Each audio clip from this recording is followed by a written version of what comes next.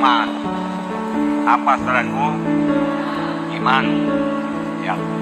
Karena firman Tuhan berkata, tanpa iman mustahil berkenan kepada Allah. Jadi kita harus punya iman. Ini Ibrani 11 ayat 6 berkata, tetapi tanpa iman tidak mungkin orang berkenan kepada Allah. Sebab barang siapa berpaling kepada Allah, dia harus percaya bahwa Allah ada dan bahwa Allah memberi upah kepada orang yang sungguh-sungguh mencari Dia. Amin. Nah, amin, saudaraku. Ya, saudaraku, harus percaya bahwa Allah ada. Oke, mau kita percaya Allah ada, saudaraku.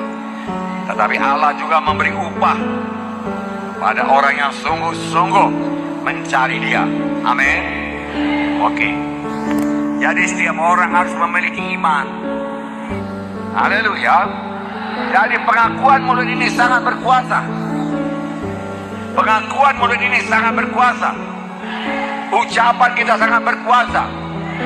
Bahkan nanti kita lihat keselamatan jiwa pun dari pengakuan dengan mulut. Tidak lepas daripada pengakuan dengan mulut. Dalam Alkitab diterangkan mengenai seorang lumpuh digotong oleh 4 orang. Matius 9 ayat 2 saya bacakan. Maka dibawa oranglah kepadanya seorang lumpuh yang terbaring di tempat tidurnya. Ketika Yesus melihat iman mereka, berkatalah Ia kepada orang lumpuh itu, percayalah hai anakku, dosamu sudah diampuni. Dan selanjutnya dalam Markus 2 ayat 11 dikatakan, kepadamu kukatakan, bangunlah, angkatlah tempat tidurmu, dan pulanglah ke rumah. Firman Tuhan berkata, ketika Tuhan melihat iman mereka itu, tentu saja yang sakit ini beriman, 4 orang ini pun beriman. Kalau mereka tidak beriman, mereka tidak akan menggotong orang sakit dari rumah sampai ke tempat di mana Tuhan Yesus mengajar.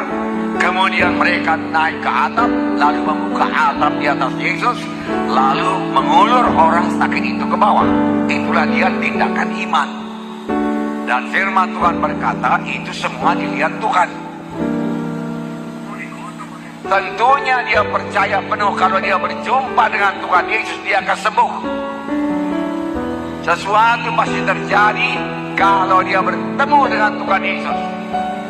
Aku tidak akan lumpuh lagi, dan sama sebagaimana imanmu jadi padamu. Tuhan Yesus berkata kepadanya, hai anakku, imanmu telah menyembuhkan engkau.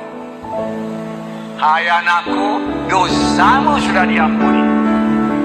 Manakala lebih mudah mengatakan, anakku, dosamu sudah diampuni, atau angkatlah tempat tidurmu, bangun dan bangkitlah pulang ke rumahmu.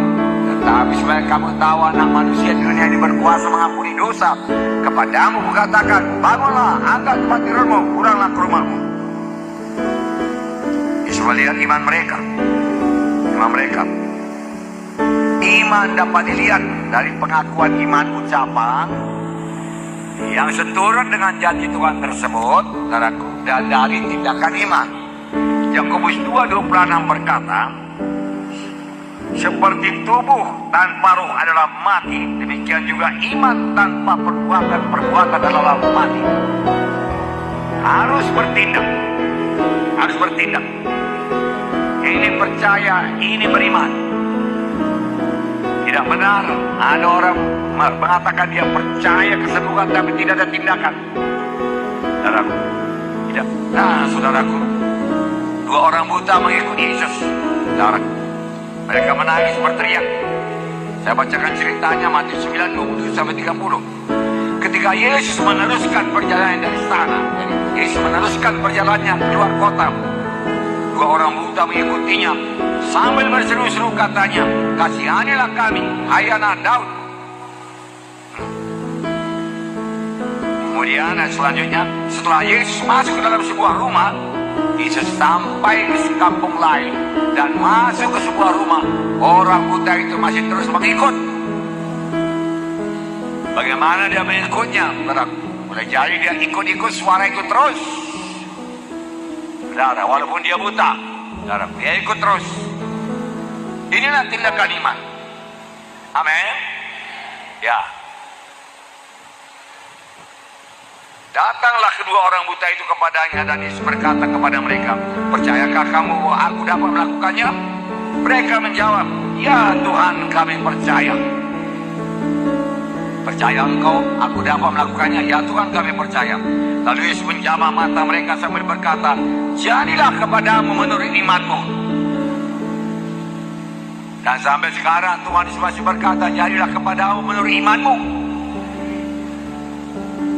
Nah, saudara, lalu Yesus menjamah mata mereka sambil berkata, jadilah kepadamu menurut imanmu. Lalu Tuhan berkata, jadilah kepadamu menurut imanmu. Maka meleklah mata mereka. Dan Yesus pun dengan tegas berpesan kepada mereka, katanya, jagalah supaya jangan seorang pun mengetahui hal ini. Nah, Markus 5 ayat 28 dan 34. Sebab katanya, satu jamah saja jubahnya aku akan sembuh. Hasilnya 34. Maka katanya kepada perempuan itu, hai anakku, imanmu telah menyelamatkan kau. Pergilah dengan selamat dan sembuhlah penyakitmu. Semua kita tahu ini cerita seorang perempuan yang sudah 12 tahun sakit pendarahan.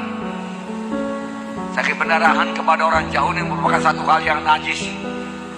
Dia tidak bisa datang ke dekat kerumunan orang banyak. Kalau dia datang kepada kerumunan orang banyak, dia harus berteriak najis, najis, najis. Lalu orang akan menyingkir. Dan sudah 12 tahun saudaraku dia berobat dan tidak sembuh-sembuh. Tetapi sudah dia mendengar tentang Yesus, saudaraku, imannya tumbuh.